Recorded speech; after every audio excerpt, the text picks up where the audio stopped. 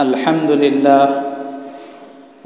لله نحمده ونستعينه ونستغفره ونعوذ بالله تعالى من شرور أنفسنا ومن سيئات أعمالنا من يهده الله فلا مضل له ومن يضلله فلا هادي له ونشهد أن لا إله إلا الله وحده لا شريك له ونشهد أن سيدنا ونبينا ومولانا محمدًا عبده ورسوله صلى الله تعالى عليه وعلى آله وأصحابه وبارك وسلم تسليمًا كثيرًا أما بعد فأعوذ بالله من الشيطان الرجيم بسم الله الرحمن الرحيم والسابقون الأولون من المهاجرين والأنصار والذين اتبعوهم بإحسان رضي الله عنهم ورضوا عنه صدق الله العظيم قال النبي صلى الله عليه وسلم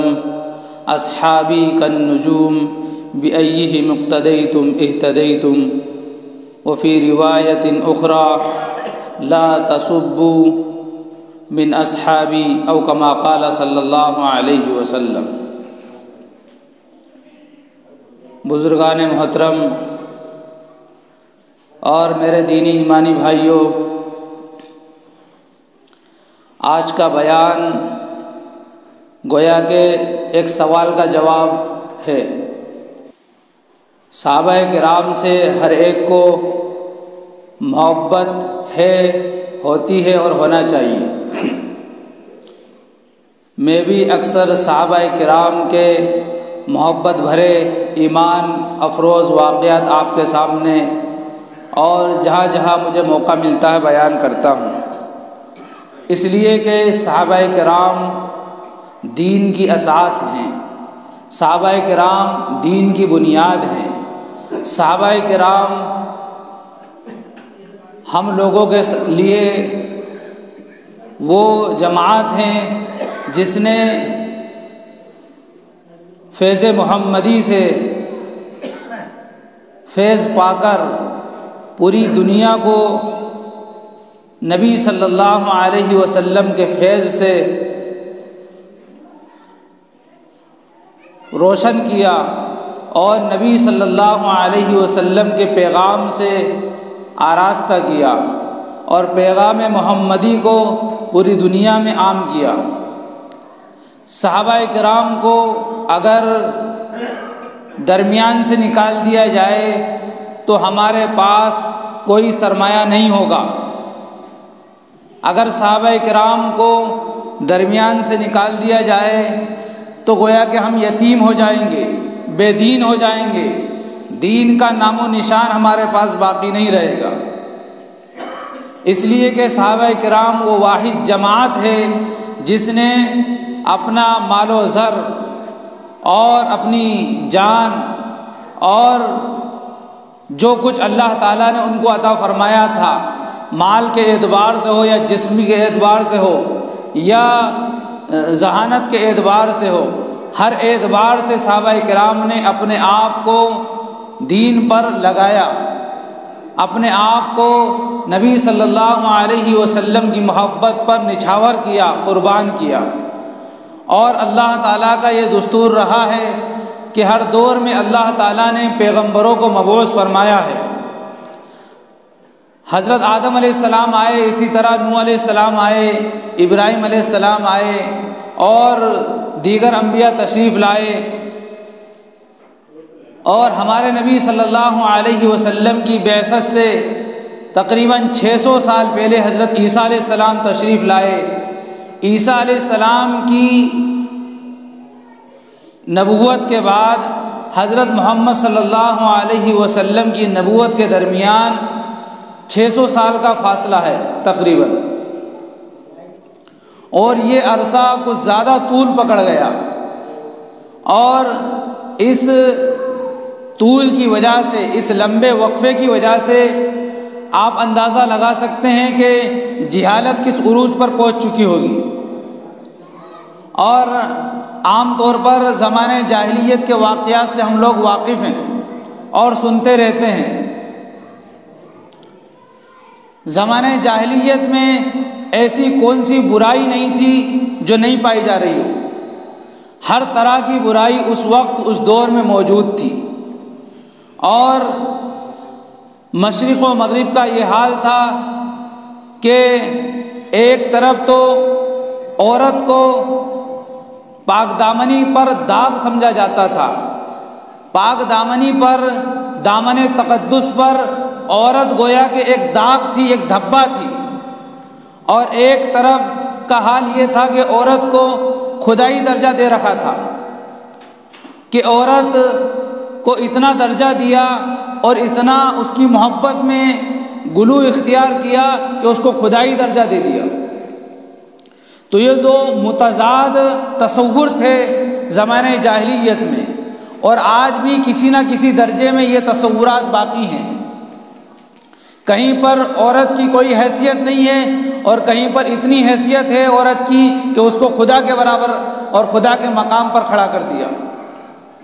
اسلام واحد وہ مذہب ہے جس کو رسول اللہ صلی اللہ علیہ وسلم لے کر آئے، جس نے اعتدال کے ساتھ اور جس طرح اس امت کو امت وسط بنایا ہے، اس مزاج کے موافق عورت کو وہ حقوق عطا فرمائے جو اس کی شان کے مناسب تھے، مردوں کو وہ حقوق عطا فرمائے جو ان کی شان کے مناسب تھے۔ ہر ایک کو اس کے حقوق نبی صلی اللہ علیہ وسلم نے عطا فرمائے ہیں۔ تو یہ شریعت جس کو رسول اللہ صلی اللہ علیہ وسلم لے کر آئے، آخری شریعت ہے، یہ دین آخری دین ہے۔ اس کے بعد کسی شریعت کی اور کسی دوسرے دین کی ضرورت نہیں ہے۔ اللہ کے نبی صلی اللہ علیہ وسلم کے بعد اب کسی نبی کی ضرورت نہیں ہے، اور نبی صلی اللہ علیہ وسلم کی نبوت کا جو زمانہ ہے وہ 23 سال کا زمانہ ہے۔ 600 سال کے وقفے کے بعد اللہ تعالیٰ نے محمد صلی اللہ علیہ وسلم کو مبعوث فرمایا اور 23 سال کا وقت دیا۔ اب یہ 23 سال کے وقت میں آپ کو وہ پیغام جو آپ اللہ کے پاس سے لے کر آئے تھے پوری دنیا تک پہنچانا تھا، اور قیامت تک آنے والے انسانوں کے لیے اللہ تعالیٰ نے اس پیغام کو چنا تھا۔ تو آپ اندازہ لگائیے کہ کس درجے محنت حضور صلی اللہ علیہ وسلم نے کی ہوگی، اور حضور صلی اللہ علیہ وسلم کی محنت اور آپ کی تربیت کا اثر آپ کے صحابہ کرام میں جھلکتا ہے۔ اگر کوئی انسان صحابہ کرام کے اندر کوئی نقص نکالنے کی کوشش کرتا ہے اور صحابہ کرام کے اوپر اگر کوئی تبصرہ کرتا ہے، کوئی کمنٹس کرتا ہے، کوئی ٹپڑی کرتا ہے، تو سمجھ لیجئے کہ وہ نبی صلی اللہ علیہ وسلم پر کر رہا ہے۔ اللہ تعالیٰ نے واقعہ آپ سنو تاکہ بات سمجھ میں آئے۔ جب حضور صلی اللہ علیہ وسلم ہجرت فرما کر مدینہ طیبہ تشریف لے گئے، اور ہجرت کے 6 سال بعد عمرے کے ارادے سے حضور صلی اللہ علیہ وسلم مکۃ المکرمہ تشریف لے گئے، اور زمانہ جاہلیت میں بھی بیت اللہ کی بڑی عظمت تھی، اور کوئی کسی کو عمرہ کرنے سے یا حج کرنے سے روک نہیں سکتا تھا۔ ہر ایک کو اختیار تھا کہ وہ جا کر حج کر لے، جا کر عمرہ کر لے، کوئی کسی کو روک نہیں سکتا تھا۔ اور اسی ذہن کو لے کر اور اسی خیال سے حضور صلی اللہ علیہ وسلم تشریف لے گئے تھے، اور جب آپ حدیبیہ کے مقام پر پہنچے تو نبی اکرم صلی اللہ علیہ وسلم نے حضرت عثمان رضی اللہ تعالیٰ عنہ کو قاصد بنا کر بھیجا کہ جاؤ تم مکہ والوں کو بتا دو کہ ہم جنگ کرنے کے ارادے سے نہیں آئے ہیں، ہمارا کوئی قتال کا ارادہ نہیں ہے، ہمارا ارادہ تو عمرہ کرنا ہے۔ ادھر یہ افواہ اڑا دی گئی کہ حضرت عثمان کو تو شہید کر دیا گیا۔ اللہ کے نبی صلی اللہ علیہ وسلم جوش میں آ گئے، اس لیے کہ قاصد کو مارنا اس کی اجازت کوئی بھی قانون نہیں دیتا۔ کسی بھی مذہب میں، کسی بھی ملک میں، کسی بھی سوسائٹی میں قاصد کو، پیغامبر کو، یعنی جو پیغام لے کر جاتا ہے اس کو مارنا یہ بڑا عظیم گناہ سمجھا جاتا تھا اور آج بھی سمجھا جاتا ہے۔ اگر یہ قانون نہیں ہوتا تو آج ایک ملک دوسرے ملک سے کیسے رابطہ کر سکتا تھا؟ اس لیے ایک دوسرے ملک کو رابطہ کرنے کے لیے قاصد کی ضرورت پڑتی ہے، قاصد کے ذریعے پیغام پہنچاتا ہے اور وہ قاصد پھر جواب بھی لے کر آتا ہے۔ تو قاصد کو مارنا یہ بہت بڑا جرم تھا اور آج بھی ہے۔ تو قاصد کو کتنی ہی دشمنی کیوں نہ ہو لیکن قاصد کو نہیں مار سکتے، کوئی سا بھی قانون اس کی اجازت نہیں دیتا۔ لیکن جب یہ خبر نبی اکرم صلی اللہ علیہ وسلم تک پہنچی جو افواہ تھی تو آپ متغیر ہو گئے، آپ کا چہرہ سرخ ہو گیا اور آپ نے صحابہ کرام کو مخاطب ہو کر ارشاد فرمایا اور تمام صحابہ کرام سے بیعت لی۔ آئے تھے حج کے ارادے سے، عمرے کے ارادے سے، اب یہاں حدیبیہ کے مقام پر جنگ کی بیعت لی جا رہی ہے اور تمام صحابہ کرام دمادم نبی کے ہاتھ پر آ کر بیعت کرنا ہے۔ اور حضرت عثمان رضی اللہ تعالیٰ عنہ کے بارے میں نبی اکرم صلی اللہ علیہ وسلم نے فرمایا کہ یہ میرا دایاں ہاتھ یہ عثمان کا ہاتھ ہے اور عثمان کی بیعت میں کر رہا ہوں۔ تو یہ بھی حضرت عثمان رضی اللہ تعالیٰ عنہ کے لیے ایک بڑی فضیلت ہے کہ نبی نے اپنے ہاتھ کو حضرت عثمان کا ہاتھ قرار دیا ہے۔ یہاں بیعت ہوئی جس کا تذکرہ اللہ تعالیٰ نے قرآن کریم میں بیان فرمایا، لقد رضی اللہ عن المؤمنین اذ یبایعونک تحت الشجرۃ۔ اللہ تعالیٰ راضی ہو گیا ان لوگوں سے جو آپ کے ہاتھ پر بیعت کر رہے تھے۔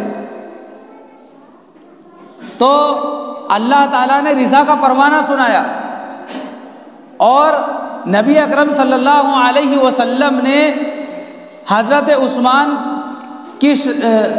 کی طرف سے اپنے ہاتھ رکھ کر بیعت کی اور آگے فرمایا والذین معہ اشداء علی الکفار رحماء بینہم، اور فرمایا کہ مومنوں کے لیے تو بڑے نرم ہیں، شفقت کرنے والے ہیں اور کافروں کے لیے سخت ہیں۔ یہاں پر مجھے ایک جملہ آپ کو سمجھانا ہے۔ اللہ تعالیٰ نے فرمایا والذین معہ،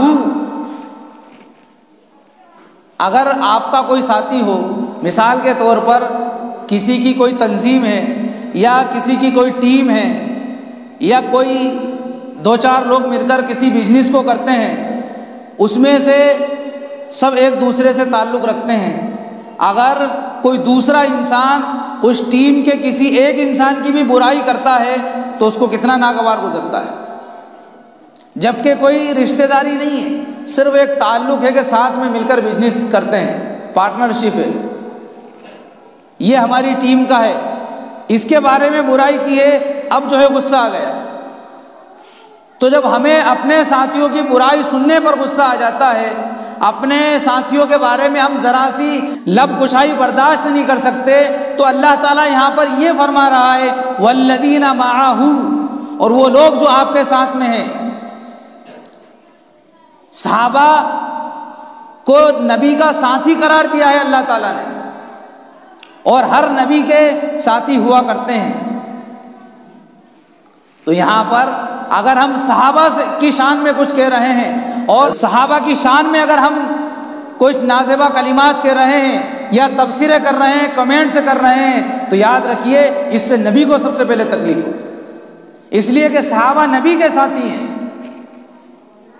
اور ایک حدیث میں مشکات شریف کی حدیث ہے، اللہ کے نبی صلی اللہ علیہ وسلم فرماتے ہیں اللہ اللہ فی اصحابی لا تتخذوهم غرضا من بعدی فمن احبهم فبحبی احبهم ومن ابغضهم فببغضی ابغضهم، اور آگے فرمایا ومن اذا اصحابی آذانی ومن آذانی فقد اضل یوشک ان یاخذہ، کہ جس نے میرے صحابہ کو تکلیف دی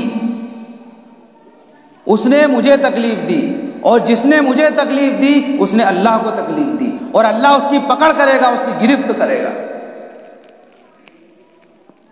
اور جو بیعت کا تعلق تھا وہاں پر بھی اللہ تعالیٰ نے یہی فرمایا کہ ید اللہ فوق ایدیہم، کہ جو یہ بیت رضوان، اس بیت کا نام ہی بیت رضوان پڑ گیا کہ یہ جو صحابہ جو آپ سے بیعت کر رہے ہیں اللہ ان سے راضی ہو گیا، اور یہ آپ کے ہاتھ پر بیعت نہیں کر رہے ہیں بلکہ فرمایا ید اللہ فوق ایدیہم، اللہ کے ہاتھ پر بیعت کر رہے ہیں۔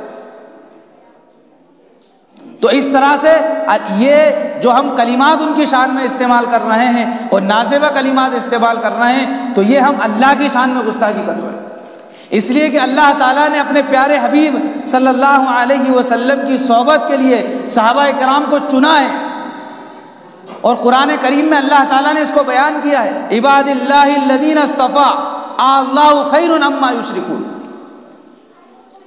کہ اللہ تعالیٰ نے ان کو منتخب کیا ہے، ان کو چنا ہے، یہ براہ راست صحابہ نہیں بن گئے، اللہ کی طرف سے انتخاب ہوا ہے، ورنہ ابو جہل بھی تھا اور بڑے بڑے کافر تھے جن کے پاس دولت کے انبار تھے، اللہ نے ان کو نہیں چنا۔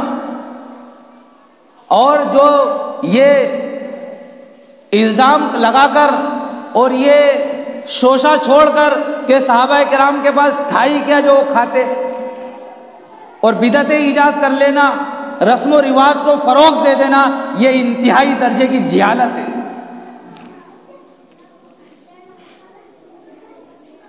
مجھے بتائیے، ایک سوال میں آپ سے کرتا ہوں، آج کا مسلمان غیروں کو ہم کیا سمجھائیں؟ غیروں کو ہم کیا سمجھائیں جب ہمارے ہی گھر میں رونا ہے، جب ہمارے ہی مسلمان بھائیوں کا یہ حال ہے کہ وہ صحابہ کے بارے میں ایسی ذہنیت رکھتے ہیں، تو پھر ہم غیروں کو کیا سمجھائیں گے؟ ارے مجھے بتائیے، میں آپ سے سوال کر رہا ہوں کہ جو صحابہ کرام نبی کی محبت میں اپنی جانوں کا نذرانہ پیش کر سکتے ہیں، اپنی بیویوں کو بیوہ کر سکتے ہیں، اپنے بچوں کو یتیم کر سکتے ہیں، وہ صحابہ کرام اگر ان سے کہا جاتا قرآن خوانی کرنا ہے اور قرآن خوانی کر کر چنے بانٹنا ہے تو صحابہ کرام کما کر چنے نہیں بانٹ سکتے تھے؟ سوچنے کا مقام ہے۔ جو صحابہ نبی سے اتنی محبت کر رہے ہیں کہ نبی تھوک رہے ہیں تو صحابہ ہاتھوں پہ جھیل رہے ہیں اور اس کو نیچے نہیں پھینک رہے ہیں بلکہ اپنے جسم پر مل رہے ہیں۔ اور ایک واقعہ آپ نے سنا ہوگا، نبی نے پچنا لگوایا، جو خون نکلا وہ ان سے کہا کہ یہ میرا خون ہے، اس کو لے جا کر، پچنا تو جانتے ہیں آپ، سینگی جانتے ہیں، سینگی جس کو کہتے ہیں، سینگی لگوانا، پچنا لگوانا، تو نبی نے سینگی لگوائی اور جو خون، فاسد خون اس کے ذریعے نکال دیا جاتا ہے، تو خون دیا کہ جاؤ اس کو ایک الگ جگہ پر جا کر دفن کر دو۔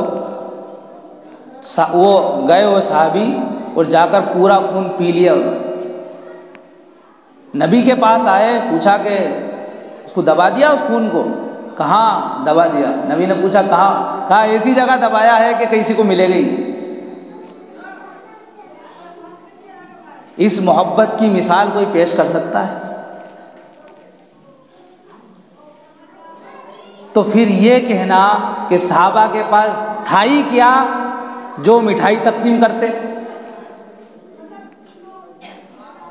صحابہ کے پاس کیا نہیں تھا، مجھے یہ بتائیے آپ۔ صحابہ نے بڑی تنگ دستی کی زندگی گزاری ہے، کوئی انکار نہیں کر سکتا اس سے، اور میں اکثر واقعہ سناتا ہوں۔ صحابہ ان کا گزر کھجور پر اور پانی پر ہوتا تھا، خود نبی صلی اللہ علیہ وسلم کے گھرانے کا یہ حال ہے، ایک چھوٹا سا حجرہ تھا، خود حضرت عائشہ رضی اللہ تعالیٰ عنہ بیان فرماتی ہیں کہ ہمارا چھوٹا سا حجرہ تھا، 6-7 ہاتھ کی لمبائی تھی، اور اونچا اتنا تھا کہ اگر کوئی ہاتھ اونچا کرتا تو وہ چھت سے لگتا تھا، اور چھت کس کا تھا؟ چھپر تھا لکڑیوں کا، اس کے اوپر کمبل پڑا ہوا تھا، دروازہ بھی نہیں تھا، دروازے کے طور پر بھی ایک کمبل پڑا رہتا تھا، اور غربت کا یہ حال تھا علامہ سید سلیمان ندوی رحمۃ اللہ علیہ نبی کے گھر کی حالت بیان کرتے ہوئے لکھتے ہیں کہ وہ حجرہ جس میں نبی اکرم صلی اللہ علیہ وسلم رہا کرتے تھے وہ گویا کہ منبع انوار تھا. حجرہ تو گویا کہ منبع انوار تھا، لیکن گھر میں چراغ جلانا صاحب مسکن کی استطاعت سے باہر تھا. یعنی وہ حجرہ تو ایسا تھا کہ پوری دنیا اس سے روشن تھی، لیکن اسی کے گھر میں چراغ جلانے کے لیے تیل کے پیسے نہیں تھے. یہ نبی کی غربت کا حال تھا. لیکن جب خیبر فتح ہوا، اب کچھ فتوحات پر بھی روشنی ڈال دوں، 10 منٹ بچے ہیں.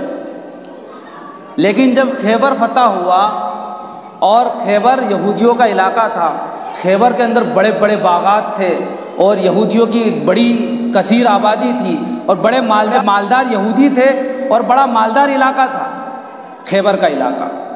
جب خیبر فتح ہوا تو اللہ کے نبی صلی اللہ علیہ وسلم نے، اب جب فتوحات ہو گئی تو تمام ازواج مطہرات کے لیے وظیفہ مقرر کر دیا. اور وظیفے میں کیا مقرر کیا ہے؟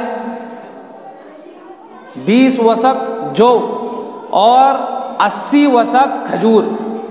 80 وسق کھجور اور 20 وسق جو. اب وسق کس کو کہتے ہیں یہ ذرا سمجھ لیجئے. ایک وسق 60 سا کا ہوتا ہے. ایک وسق 60 سا کا ہوتا ہے. اب سا کتنے کا ہوتا ہے؟ ایک سا 3 کلو 149 گرام 800 میکرو ملی گرام کا ایک سا ہوتا ہے. اب یہ 3 کلو 149 گرام، 49 کو 50 کر لو یعنی 150 گرام. 3 کلو 150 گرام کو آپ ملٹیپلائی کریں 60 کے اندر تو میں نے جوڑا تھا 1 کوئنٹل 88 کلو 956 گرام بنتا ہے. تو ایک سا کتنے کا ہوا؟ نہیں، 60 سا کتنے کے ہوئے؟ 1 کوئنٹل 88 کلو 956 گرام کا ایک وسق بنا.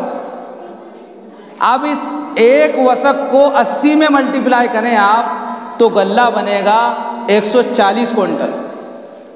140 کوئنٹل کھجوریں حضرت عائشہ رضی اللہ تعالیٰ عنہ کے یہاں اور تمام ازواج مطہرات کے یہاں آتی تھی جب خیبر فتح ہو گیا.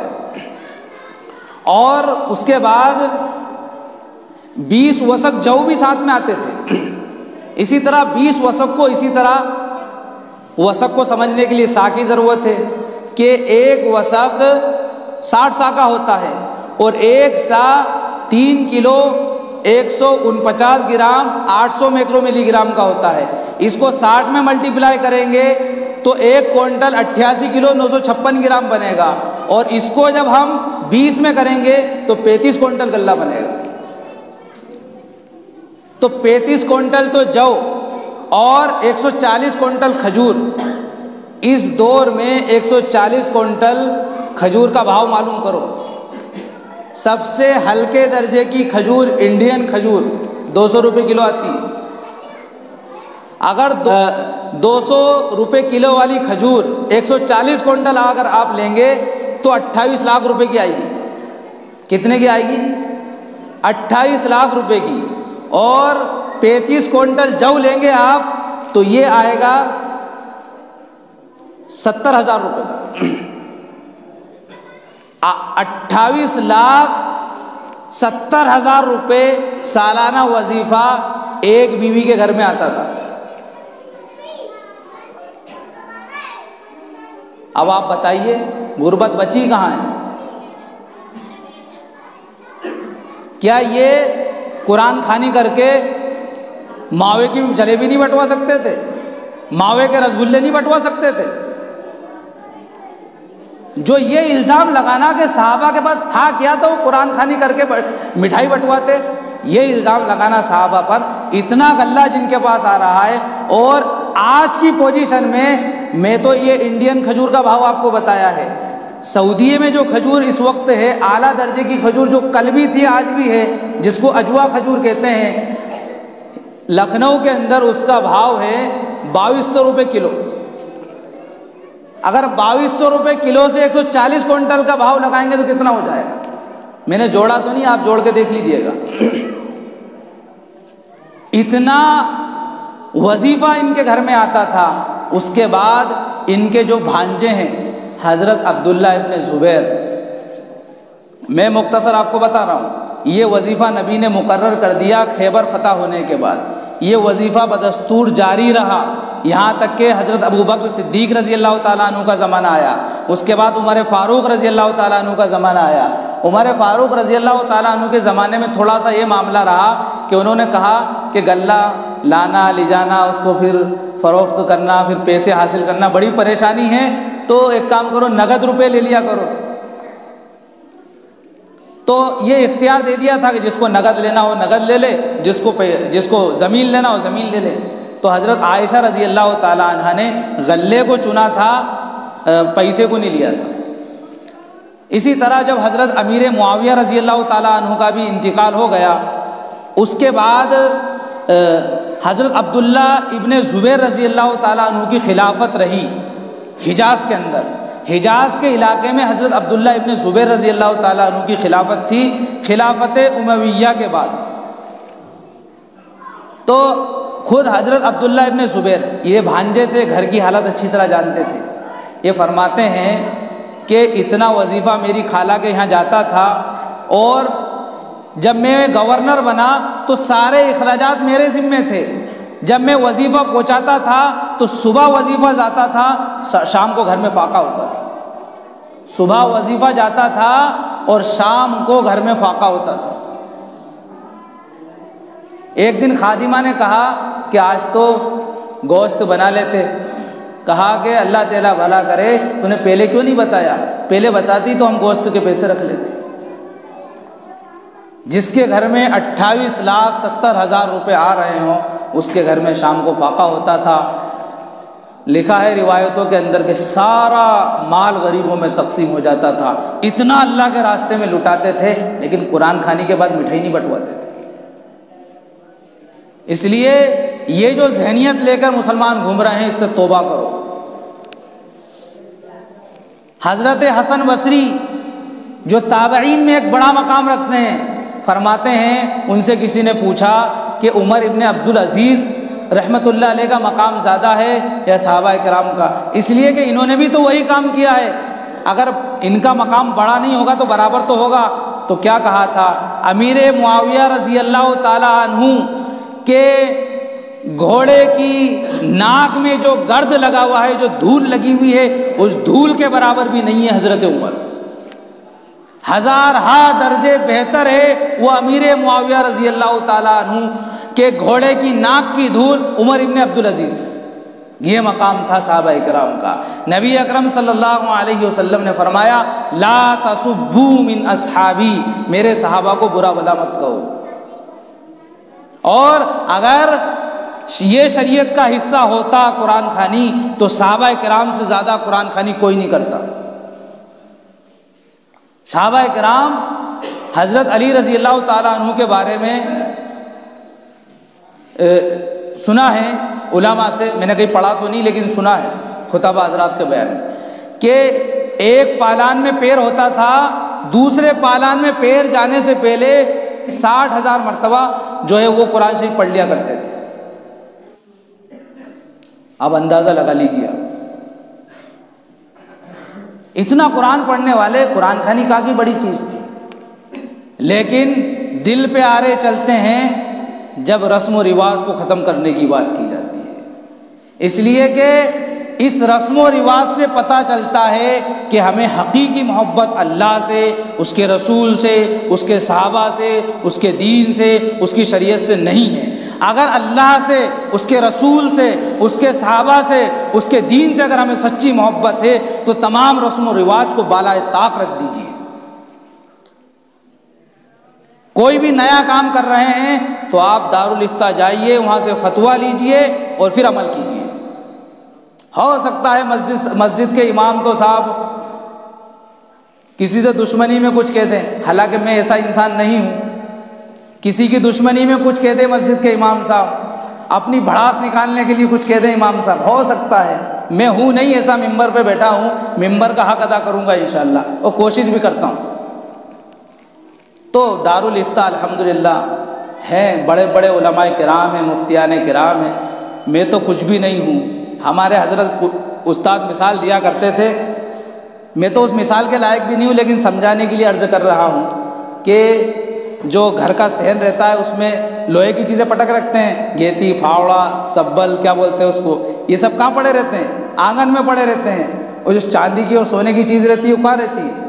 وہ تجوریوں میں رہتی ہے، اور وہ بھی جو ہے تھیلی باندھ کر رکھتے ہیں اس کے اندر۔ تو ہم تو آنگن میں پڑی ہوئی چیز ہے، تجوری والے بھی ہیں الحمدللہ۔ تو آپ اگر کسی میں کوئی پیچیدگی ہے، کوئی سمجھ میں نہیں آ رہا ہے، تو آپ دارالافتاء میں رجوع کر سکتے ہیں، ان سے پوچھ سکتے ہیں صاحب ایصال ثواب کس طرح کریں، ایصال ثواب کس طرح کریں، آپ کو وہ مجھ سے اچھا سمجھا دیں گے انشاءاللہ۔ لیکن میرے بھائیوں، آج ہم اگر کسی رسم و رواج میں الجھ کر اپنے من کو تو سمجھا سکتے ہیں، اپنا پیسہ بھی خرچ کر رہے ہیں اور پھر شریعت کے گنہگار بھی بن رہے ہیں، اپنے من کو سمجھا لیں گے، سوسائٹی میں، معاشرے میں ہو سکتا ہے کہ عزت بنا لیں گے، لیکن اللہ کے ہاں جب حاضر ہوں گے، سب کو جانا ہے، مجھے بھی جانا ہے، آپ کو بھی جانا ہے، ہر ایک کو اللہ کے پاس جانا ہے، وہاں جب جائیں گے تو ہم کیا جواب دیں گے؟ اور یہ جو ہوتا ہے نا، کوئی جان بوجھ کر صحابہ کی شان میں گستاخی نہیں کرے گا۔ میرا تو گمان یہ ہے کہ ادنا سے ادنا مسلمان بھی صحابہ کا دیوانہ ہے۔ اگر کوئی کر رہا ہے تو اس کو توبہ کرنا چاہیے۔ تو اس طرح کے جو الفاظ زبان سے نکلتے ہیں، یہ رسم و رواج کی محبت نکلوا دیتی ہے۔ اس لیے رسم و رواج کو بالائے طاق رکھ دیجئے اور ایسے کام کیجئے جس سے اللہ بھی خوش ہو، نبی بھی خوش ہوں اور صحابہ کرام بھی خوش ہوں، اس لیے کہ صحابہ کرام کا دین پر سب کچھ لگا ہے اور ہمارا کچھ بھی نہیں لگا ہے۔ صحابہ کرام نے سب کچھ لگا کر بھی یہ کہا کہ اللہ راضی ہو جائے، اور ہم کچھ نہیں لگا کر بھی یہ سوچ رہے ہیں کہ ہم سے اللہ راضی ہے۔ بس یہ ایک بات اور کہہ دوں، حضرت عمر رضی اللہ تعالیٰ عنہ، حضرت ابوبکر صدیق رضی اللہ تعالیٰ عنہ، جن کو تمام صحابہ میں افضلیت حاصل ہے، کیا کہتے ہیں؟ کاش کہ کوئی مومن کا بال ہوتا، کاش کہ کوئی پرندے کا پر ہوتا، کاش کہ کوئی جھاڑو کا تنکا ہوتا جس سے مرنے کے بعد حساب نہ لیا جاتا۔ اس لیے میرے بھائیوں، ہمیں بہت ڈرنے کی، بہت سنبھلنے کی ضرورت ہے۔ اس لیے ہم جو غلطیاں انسان سے ہوتی ہیں اس پہ توبہ کریں، اللہ سے معافی مانگے۔ انسان ہے، غلطیوں کا پتلا ہے، توبہ کریں، اللہ سے معافی مانگیں۔ اللہ تعالیٰ کو اللہ کے آگے رونا، گڑ گڑانا، اللہ سے معافی مانگنا بہت پسند ہے۔ اگر ہم نے عاجزی کے ساتھ، تواضع کے ساتھ اللہ کو منانے کی کوشش کی تو اللہ انسانوں کی طرح نہیں ہے کہ وہ بس ٹھان لی کہ نہیں تو اب نہیں، ایسا نہیں ہے۔ اگر زندگی بھر گناہ کرنے کے بعد ایک مرتبہ سچے دل سے اللہ سے یوں کہہ دے، دل ہی دل میں کہ اللہ معاف کر دے، تو اللہ اس کو بھی معاف کر دیتا ہے۔ تو ہم اللہ سے اچھی امید رکھیں، اللہ سے معافی مانگیں اور اپنی شریعت پر عمل کریں۔ صحابہ کرام کے واقعات ہم مسجدوں میں سنیں، گھروں میں سنوائیں، تعلیم شروع کریں۔ اس سے ہمارا معاشرہ بھی سدھرے گا، بچوں میں دینداری آئے گی، ہماری زندگیوں میں تبدیلی آئے گی۔ آج جو حالات آپ دیکھ رہے ہیں، اسلام کو اس طرح سے پیش کیا جا رہا ہے، اور مسلمان نہیں کر رہے ہیں، غیر قومیں کر رہی ہیں، اس طرح سے جو ہے اسلام کو پیش کیا جا رہا ہے کہ اسلام تو سراسر جو ہے دشمنی پر مبنی ہے، سراسر جو ہے اسلام تو ظلم زیادتی پر مبنی ہے، اس طرح سے پیش کیا جا رہا ہے۔ ایسے حالات میں ہم سب کی ذمہ داری ہے کہ ہم عملی طور پر اسلام کو پیش کریں۔ عمل یہ ہے کہ نبی صلی اللہ علیہ وسلم نے یہودی سے وعدہ کر لیا تھا تو 3 دن تک وہیں پر انتظار کرتے رہے، اگر کہیں جاتے تھے تو کسی کو اور اپنا نائب بنا جاتے تھے۔ اللہ تعالیٰ مجھے بھی، آپ کو بھی عمل کی توفیق عطا فرمائے۔ اللہ تعالیٰ ہم سب کی غلطیوں کو درگزر فرمائے۔ اللہ تعالیٰ اپنے دامن عفو میں، اپنی رحمت میں، دنیا میں بھی اور آخرت میں بھی ہم سب کو جگہ عطا فرمائے، اور اللہ تعالیٰ مسلمانوں کو عزت کی، شان و شوکت کی زندگی عطا فرمائے۔ آمین۔ وآخر دعوانا ان الحمد للہ۔ سنتیں پڑھ لیجیے۔